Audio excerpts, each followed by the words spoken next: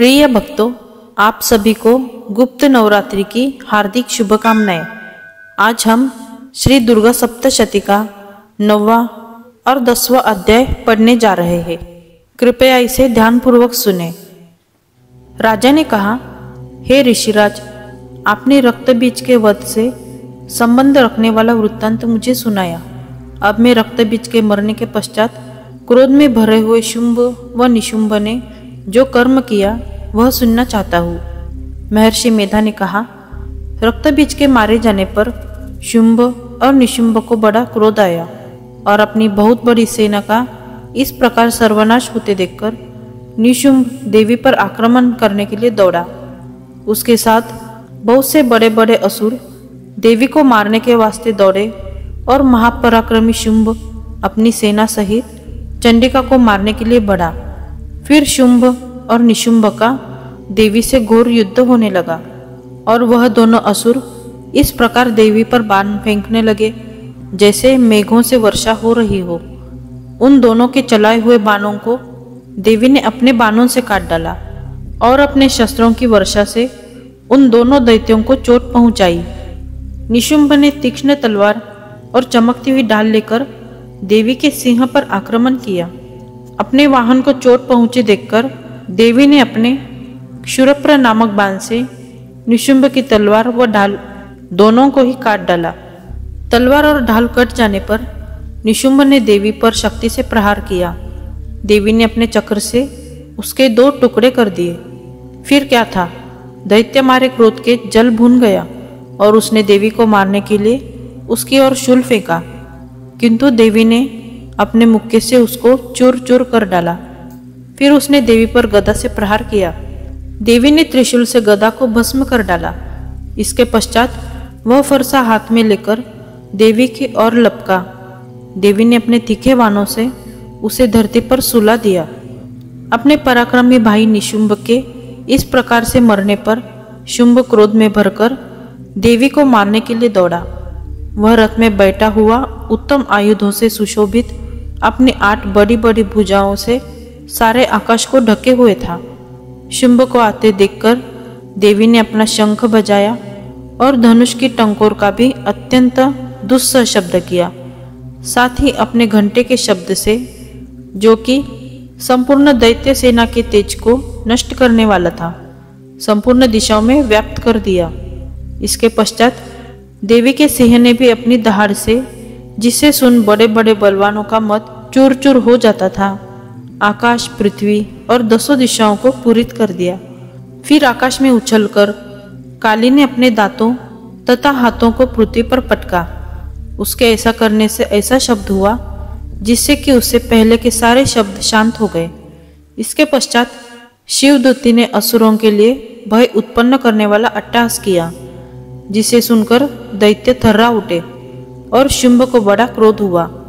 फिर अंबिका ने उसे, अरे दुष्ट, खड़ा रहे कहा तो आकाश से सभी देवता जय हो बोल उठे।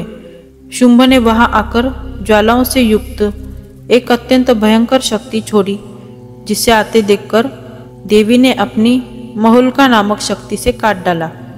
हे राजन, फिर शुंभ के सिंहनाद से तीनों लोक व्याप्त हो गए और उसकी प्रतिध्वनि से ऐसा घोर शब्द हुआ जिसने इससे पहले के सब शब्दों को जीत लिया। शुंभ के छोड़े बाणों को देवी ने और देवी के छोड़े बाणों को शुंभ ने अपने बाणों से काट सैकड़ों और हजारों टुकड़ों में परिवर्तित कर दिया।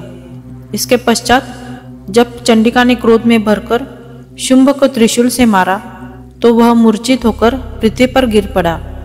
जब उसकी मूर्छा दूर हुई तो वह धनुष लेकर आया और अपने बाणों से उसने देवी, काली तथा सिंह को घायल कर दिया। फिर उस राक्षस ने 10,000 भुजाएं धारण करके चक्रादि आयुधों से देवी को आच्छादित कर दिया। तब भगवती दुर्गा ने कुपित होकर अपने बाणों से उन चक्रों तथा बाणों को काट डाला। यह देखकर निशुंभ हाथ में गदा लेकर चंडिका को मारने के लिए दौड़ा। उसके आते ही देवी ने तीक्ष्ण धार वाले खड्ग से उसकी गदा को काट डाला। उसने फिर त्रिशूल हाथ में ले लिया। देवताओं को दुखी करने वाले निशुंभ त्रिशूल हाथ में लिए हुए आता देखकर चंडिका ने अपने शूल से उसकी छाती पर प्रहार किया और उसकी छाती को चीर डाला। शूल विदीर्ण हो जाने पर उसकी छाती में से एक उस जैसा ही महापराक्रमी दैत्य ठहर जा कहता हुआ निकला। उसको देखकर देवी ने बड़े जोर से ठहाका लगाया। अभी वह निकलने भी न पाया था कि उसका सिर अपनी तलवार से काट डाला। सिर के कटने के साथ ही वह पृथ्वी पर गिर पड़ा। तदनंतर सिंह दहाड़ दहाड़ कर असुरों को भक्षण करने लगा और काली शिवदूती भी राक्षसों का रक्त पीने लगी। कौमारी की शक्ति से कितने ही महादैत्य नष्ट हो गए। ब्रह्मा जी के कमंडल के जल से कितने ही असुर समाप्त हो गए। कई दैत्य माहेश्वरी के त्रिशूल से विदीर्ण होकर पृथ्वी पर गिर पड़े और वाराही के प्रहारों से छिन्न छिन्न होकर धराशायी हो गए। वैष्णवी ने भी अपने चक्र से बड़े बड़े महापराक्रमियों का कमचूर निकालकर उन्हें यमलोक भेज दिया और इंद्र से कितने ही महाबली राक्षस टुकड़े टुकड़े हो गए। कई दैत्य मारे गए, कई भाग गए। कितने ही काली शिवदूती और सिंह ने भक्षण कर लिए। महर्षि मेधा ने कहा, हे राजन, अपने प्यारे भाई को मरा हुआ तथा सेना को नष्ट हुई देखकर क्रोध में भरकर दैत्यराज शुंभ कहने लगा, दुष्ट दुर्गे, तू अहंकार से गर्व मत कर, क्योंकि तू दूसरों के बल पर लड़ रही है। देवी ने कहा, हे दुष्ट, देख, मैं तो अकेली ही हूँ। इस संसार में मेरे सिवा दूसरा कौन है? यह सब मेरी शक्तियाँ है। देख, यह सब की सब मुझ में प्रविष्ट हो रही है।